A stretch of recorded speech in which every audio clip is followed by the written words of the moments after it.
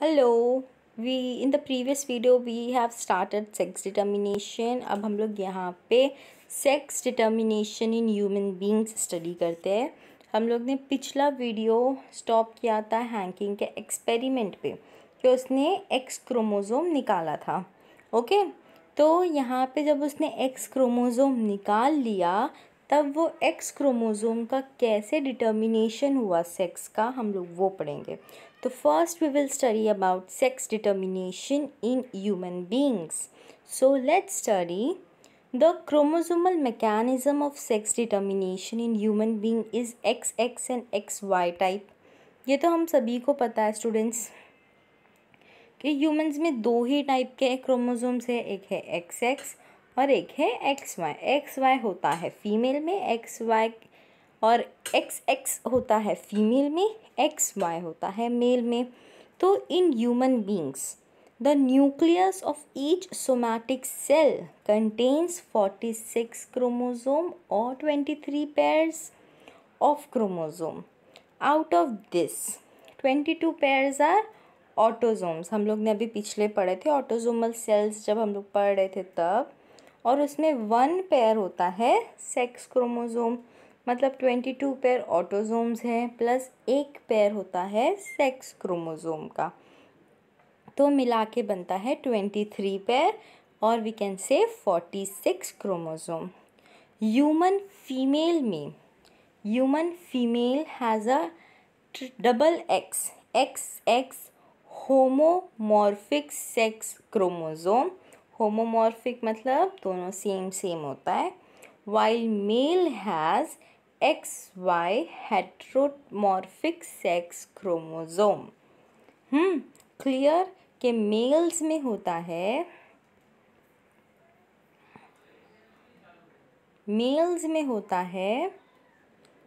X और Y, females में होता है X और X। समझा?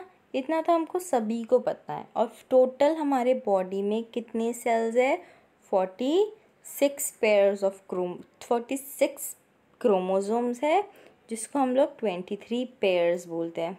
इसमें से 22 है ऑटोजोमल और जो एक पेयर होता है, 1 पेयर होता है, वो होता है सेक्स क्रोमोसोम का।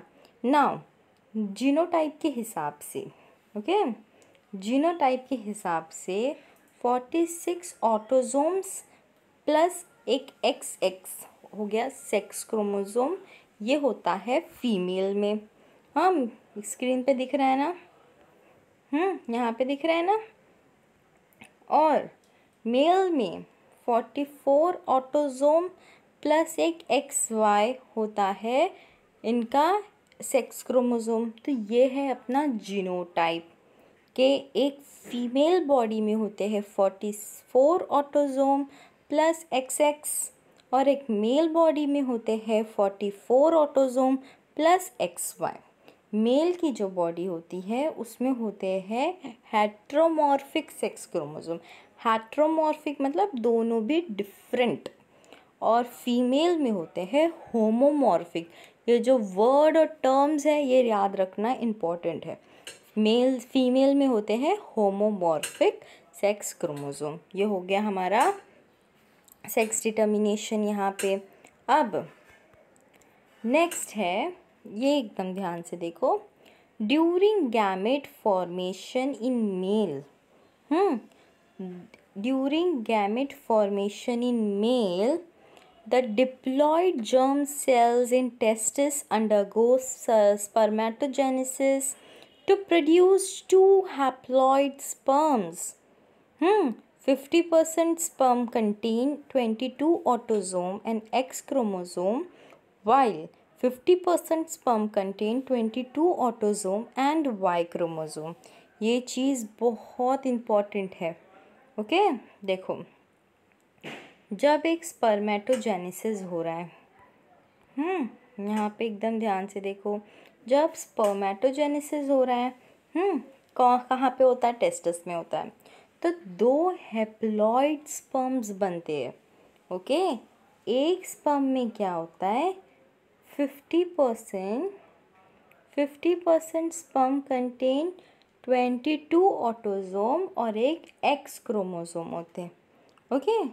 और जो दूसरा 50% होता है उसमें होता है 50% sperm contain 22 autosome and Y chromosome, मतलब एक एक्स क्रोमोसोम का विद स्पर्म और एक वाई क्रोमोसोम का विद स्पर्म, ये दो अलग अलग हैप्लॉइड बनते, ओके स्टूडेंट्स।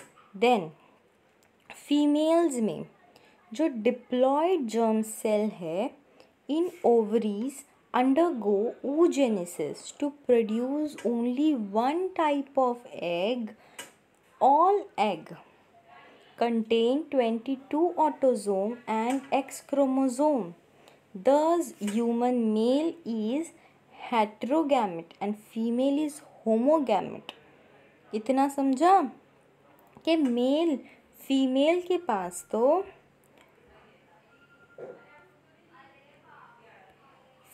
के पास तो होमोगैमेटिक है, तो ये वाई क्रोमोसोम कहाँ से आता है इसके पास, तो ये जो मेल के पास ये हैप्लॉइड होता है, तो स्पर्म विद एक्स गया तो बन गया, ये तो अपना एक्स ही दे रही है ना, तो सेकंड क्रोमोसोम कहाँ से आ रहा है, इधर एक स्पेस खाली है ना, तो अगर ये मेल वाला जो पार्ट है, जो मेल है वो अपना अगर एक्स क्रोमोसोम देता है oogenesis के टाइम पे, तो ये जो ऑफस्प्रिंग है वो हो गई daughter.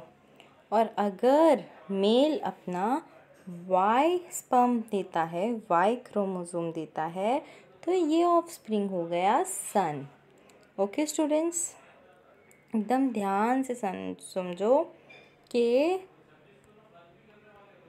all egg contain 22 autosome and X chromosome. Thus, human male is heterogamete and female is homogametic. Okay, 50% sperm contain 22 autosome and X chromosome, while 50% sperm contain 22 autosome and Y chromosome. फिर ये है diploid germ cell in ovaries undergo oogenesis to produce only one type of egg. And all egg contain 22 autosome and X chromosome. Thus, the human male is heterogametic and female is homogametic. समझा? फिर उसके बाद if sperm contain X chromosome, अब जो मैंने बताई, अगर sperm contain करता है एक्स क्रोमोसोम और वो फर्टिलाइज कर रहा है ओवम के साथ या फिर एग के साथ, then diploid zygote is form that grows into a female child. और अगर if sperm contain Y chromosome और वो फर्टिलाइज हो गया एग के साथ, तो जो डिप्लॉयड जाइगोट था जो फॉर्म हुआ है वो ग्रो करता है इनटू अ मेल चाइल्ड। ये चीज़ बहुत इम्पॉर्टेंट है। फीमेल चाइल्ड और मेल चाइल्ड कैसे बनते हैं, वाई क्रोमोसोम अगर मेल देता है तो हो गया मेल चाइल्ड, एक्स क्रोमोसोम अगर मेल दे रहा है तो हो गया फीमेल चाइल्ड। देन ये है अपना सेक्स डिटर्मिनेशन इन ह्यूमन का डायग्राम, ओके। देखो एकदम ध्यान से देखो, फर्स्ट वाले में मेल के पास एक्स वाई, फीमेल के पास एक्स एक्स, ये दोनों अगर फर्टिलाइजेशन हो रहे हैं तो फीमेल तो अपना एक ही एग्स देगी। अब वो दूसरा वाला एक्स है या वाई है सेक्स क्रोमोसोम का, वो डिपेंड करता है मेल पे। हमारे इंडिया में फीमेल को समझा जाता है कि उसने फीमेल चाइल्ड को बर्थ दिया या फीमेल चाइल्ड को बर्थ दिया, बट इट इज़ रॉन्ग।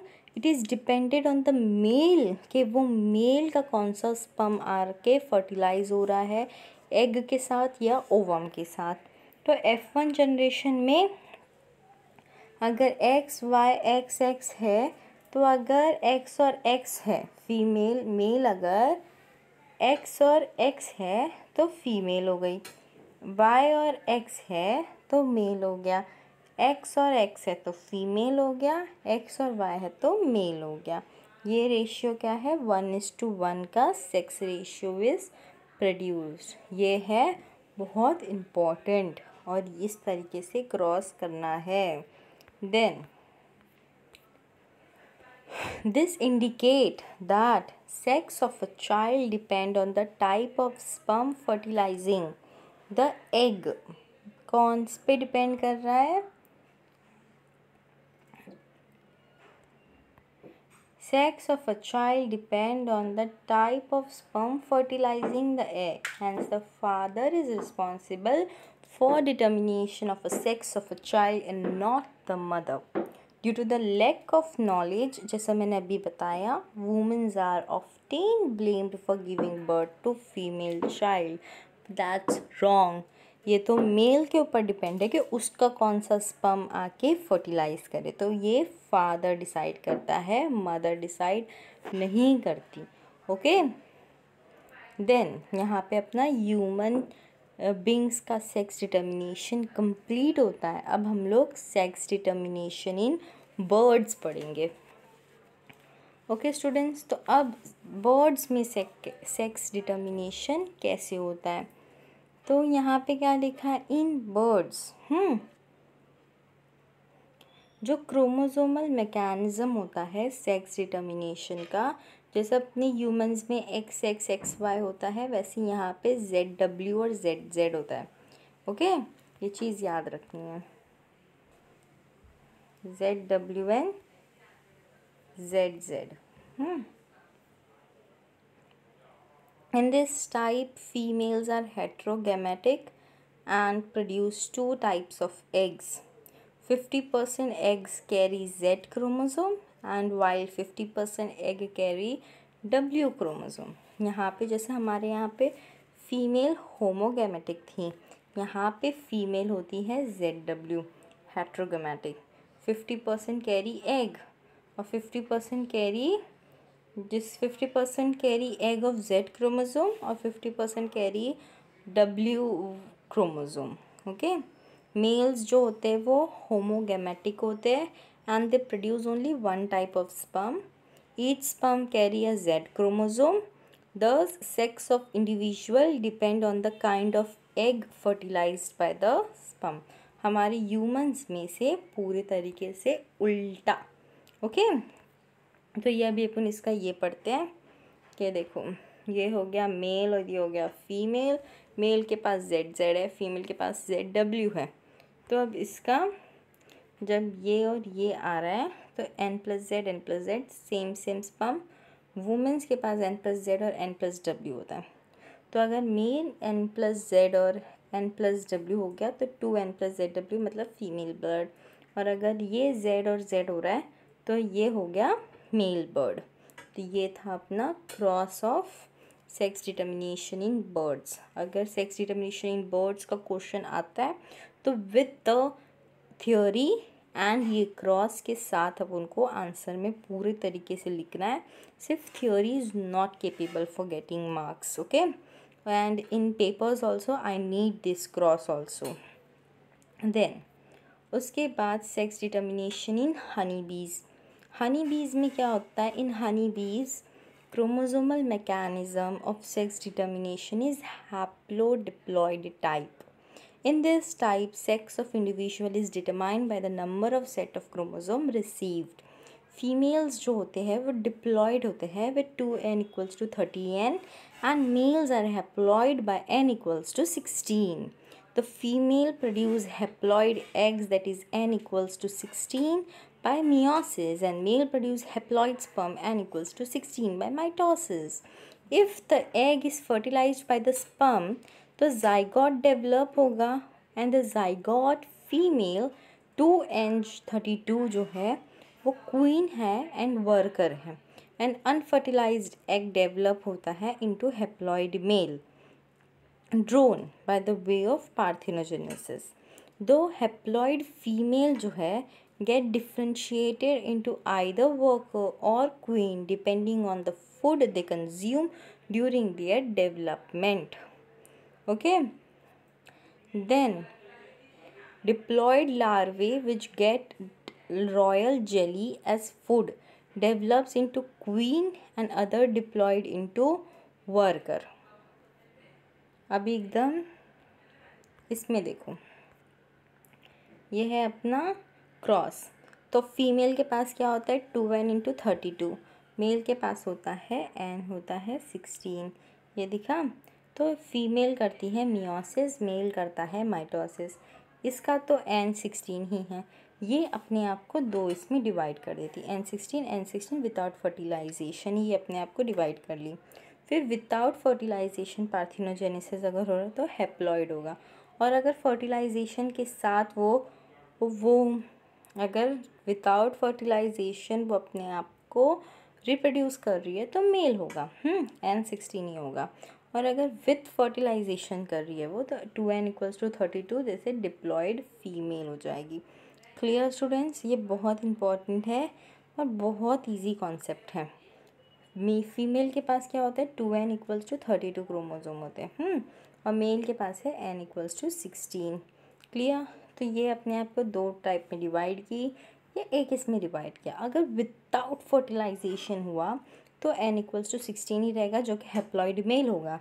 और अगर फर्टिलाइजेशन हुआ तो n = 16 और N16 ये दोनों एक दूसरे के साथ कंबाइन हो गया, 2n = 32 होगा, और ये हो जाएगा डिप्लॉयड फीमेल बन जाएगा। तो इस तरीके से हनी बीज़ में मेल और फीमेल होता है। मेल हुआ तो विदाउट फर्टिलाइजेशन हुआ, और अगर फीमेल हुई है तो वो विथ फर्टिलाइजेशन हुई है। तो यहाँ पे हमारा सेक्स डिटर्मिनेशन इन हनी बीज़ कंप्लीट होता है। अब हमारा नेक्स्ट कॉन्सेप्ट जो है वो है जेनेटिक डिसऑर्डर्स का। ये कॉन्सेप्ट बहुत इंटरेस्टिंग है और बहुत ज़्यादा आगे जाके भी हेल्पफुल होता है। ये सब डिजीज़ेस के बारे में पढ़ना है हमें। देन जो जेनेटिक डिसऑर्डर्स है वो ब्रॉडली ग्रुप्ड है इनटू 2 कैटेगरीज। 2 कैटेगरीज में डिवाइडेड है, एक है मेंडेलियन डिसऑर्डर और एक है क्रोमोसोमल डिसऑर्डर। अगर मेंडेलियन डिसऑर्डर है तो वो मेनली कॉज होती है ड्यू टू अल्टरेशन और म्यूटेशन इन द जीन, जो कि अभी हम लोग ने पढ़े हैं कि जीन के बारे में हम लोग अभी पढ़ रहे थे। उसमें हो गया thalassaemia, sickle cell anaemia, colour blindness, haemophilia, phenylketonuria. On the other hand अगर क्रोमोसोमल डिसऑर्डर है are caused due to absence or excess of one or more chromosome. क्यों होता है? क्योंकि क्रोमोसोम बढ़ रहा है या तो घट रहा है। क्रोमोसोम हमें एकदम एग्जैक्ट नंबर में चाहिए। अगर क्रोमोसोम बढ़ गया तो भी डिसऑर्डर, अगर क्रोमोसोम कम हुआ तो भी डिसऑर्डर। ये हो गया क्रोमोसोमल डिसऑर्डर। और जो भी हम लोग पढ़ रहे थे वो है मेंडेलियन डिसऑर्डर। उसमें क्या होता है? अल्ट्रेशन होता है या तो म्यूटेशन होता है जीन का। Clear students? नाउ जो क्रोमोसोमल डिसऑर्डर है उसके एग्जाम्पल है Down syndrome, Turner syndrome, Klinefelter syndrome. अभी हम लोग तीनों के बारे में पढ़ेंगे, और यहाँ पे हम लोग ने थैलेसीमिया के बारे में नहीं पढ़ा, तो अभी हम लोग थैलेसीमिया के बारे में पढ़ेंगे, और ये डाउन सिंड्रोम, टर्नर सिंड्रोम और क्लेनफेल्टर सिंड्रोम के बारे में डीपली स्टडी करेंगे। सो लेट्स स्टडी स्टूडेंट्स नाउ। पहला है थैलेसीमिया। थैलेसीमिया एक ऑटोसोमल इनहेरिटेड रिसेसिव डिजीज़ है। ओके, मतलब यहाँ पे रिसेसिव हो रहा है, मतलब ये मेंडेलियन डिसऑर्डर है। ओके, यहाँ पे जीन जो है वो रिसेसिव हो रहा है। Haemoglobin molecule is made up of, haemoglobin की बात अगर हम लोग करेंगे तो वो 4 पॉलीपेप्टाइड चेन से बना होता है, 2 अल्फ़ा और 2 beta. The synthesis of alpha chain are controlled by 2 closely linked genes HBA1 and HBA2 on chromosome 16. Okay, while the synthesis of beta chain is controlled by single gene on chromosome 11. ये चीज़ याद रखना है, बहुत theory part है, थोड़ा confusing है but एकदम easy है। एक है अल्फ़ा, एक है बीटा। अल्फ़ा क्या करता है? Control by 2 closely linked gene HBA1 and HBA2 on chromosome 16 की बात कर रहे हैं हम लोग। अल्फ़ा में क्या होता है? 16 होता है। ओके, और अगर बीटा में देखेंगे तो क्रोमोसोम 11 पे होता है, और वो सिंगल जीन को कंट्रोल करता है, दैट इज़ HBB। ओके, फिर इसके बाद क्या होता है? इसे इरेज करें।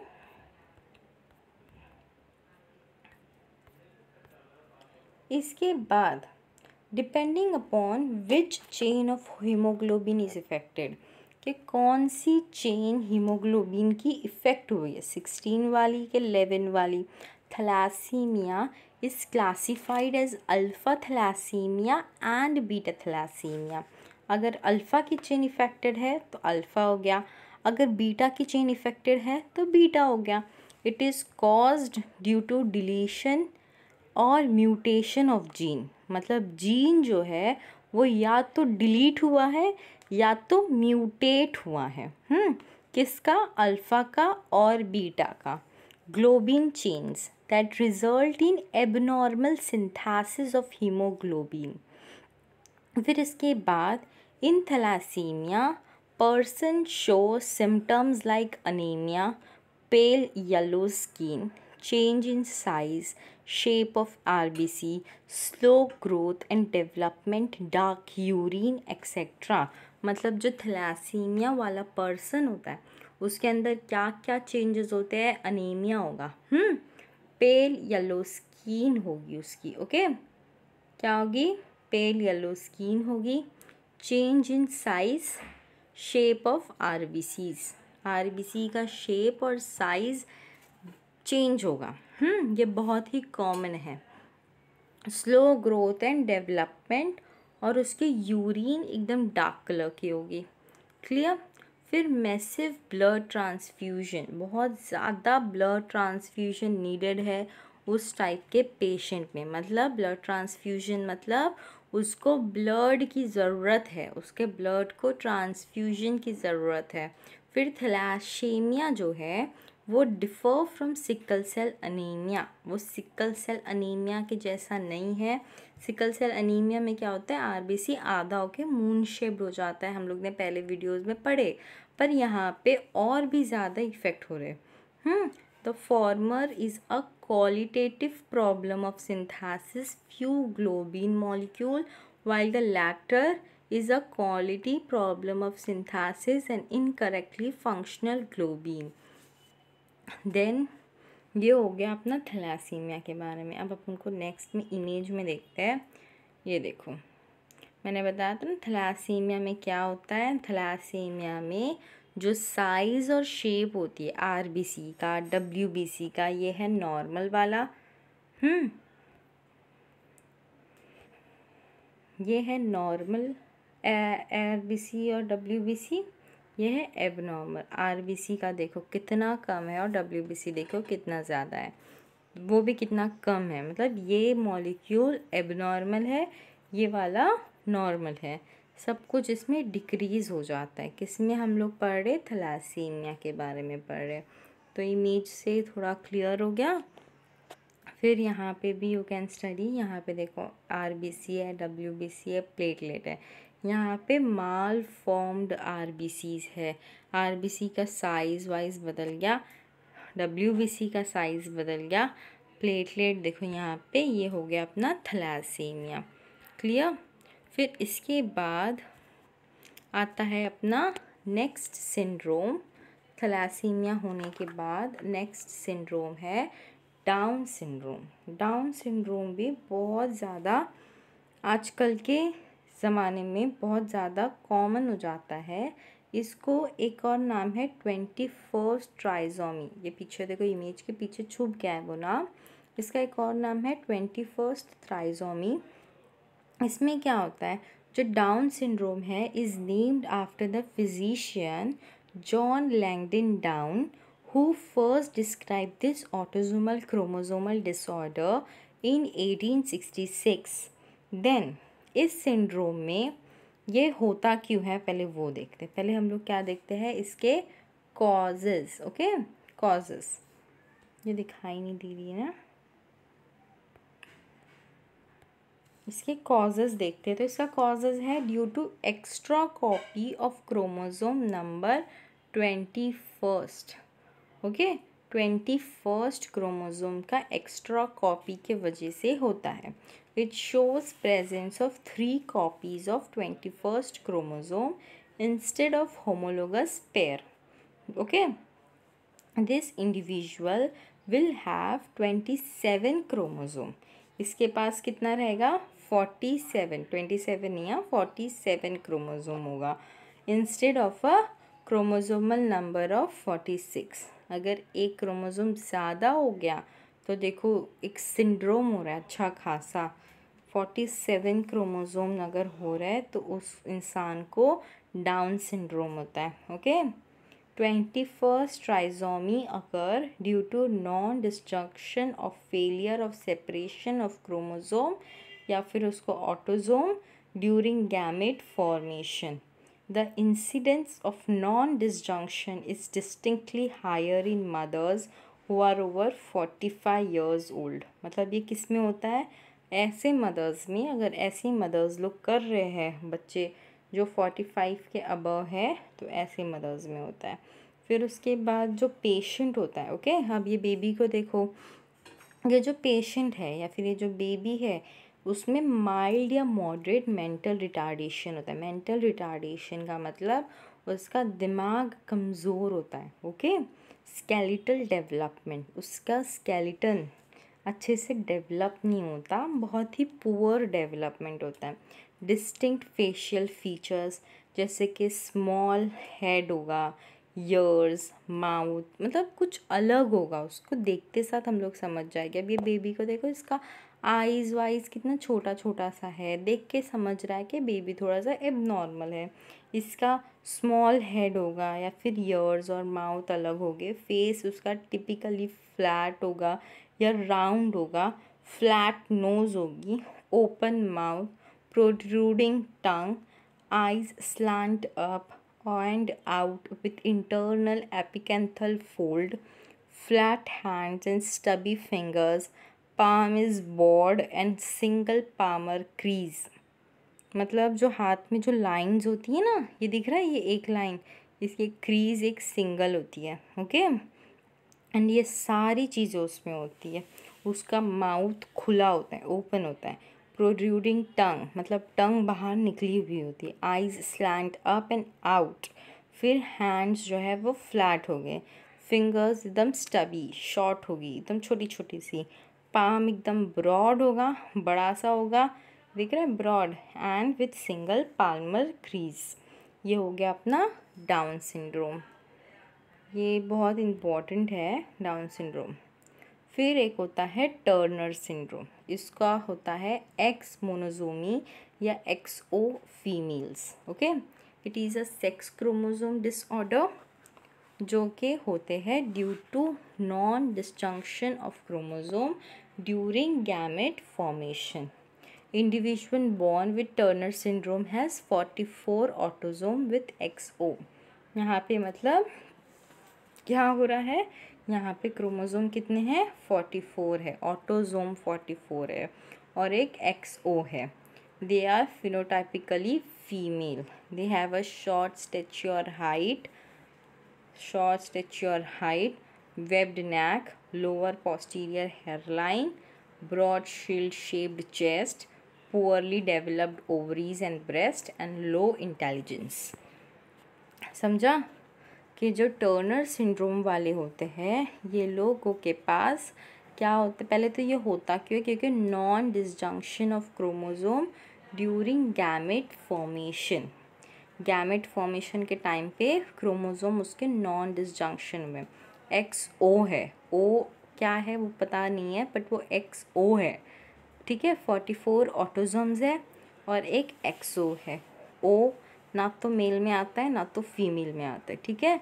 ये फिनोटाइपिकली ये लोग फीमेल ही होते हैं। They have a short stature height मतलब उनकी छोटी होती है, वेब्ड नेक होता है, लोअर पोस्टीरियर हेयरलाइन और उनकी ओवरीज और ब्रेस्ट जो है वो वीकली डेवलप्ड होते हैं और उनका इंटेलिजेंस बहुत ही लो होता है, मतलब दिमाग कम होता है। क्लियर, ये हो गया टर्नर सिंड्रोम। एक लास्ट टॉपिक है क्लिनफ्लिंटर सिंड्रोम। इसमें क्या होता है, 3 टाइप के क्रोमोसोम्स हो रहे हैं। Okay, it is a chromosomal disorder caused due to extra X chromosome in males. Males में एक एक्स क्रोमोसोम ज़्यादा हो रहा है, ठीक है। दस genotype of individual is 44 plus XXY। ये लोग बहुत कॉमन है, आप लोग अपने सराउंडिंग में देखे होंगे ऐसे लोगों को, ठीक है, 44 plus XXY. They are described as feminized male. Okay, extra chromosome is a result of non-disjunction of X chromosome during meiosis. Individual is male, वो लोग मेल होते हैं. Okay, and has overall masculine development. Voice pitch is harsh, have underdeveloped testes. They are tall with long arms. Feminine development, development of breast, that is gynecomastia, and no spermatogenesis. Therefore they are individuals are sterile, मतलब वो लोग आगे जाके formation नहीं कर सकते हैं. तो हम लोग ने क्या क्या पढ़ा? क्लिन-फ्लिंटर सिंड्रोम, टर्नर सिंड्रोम, फिर उसके बाद हम लोग पढ़े डाउन सिंड्रोम, फिर उसके बाद थैलासीमिया. तो यहाँ पे अब अपना चैप्टर कंप्लीट होता है. अच्छे से सारी चीज़ें एकदम ध्यान से पढ़ो एंड जो भी नहीं समझता है उसको वापस वीडियो में देखो. एंड आई होप आप लोगों को सब कुछ समझ आएगा.